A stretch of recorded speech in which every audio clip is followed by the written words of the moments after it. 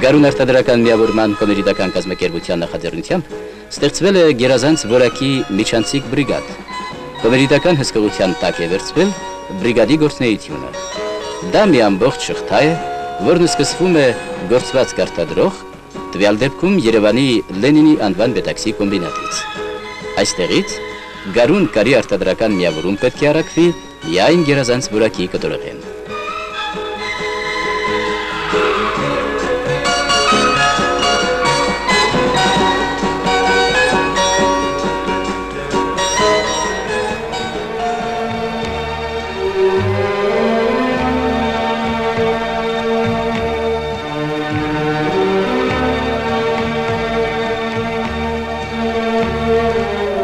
Իսկ գարունի կոլեկտիվը պարտավորվել է առևտրական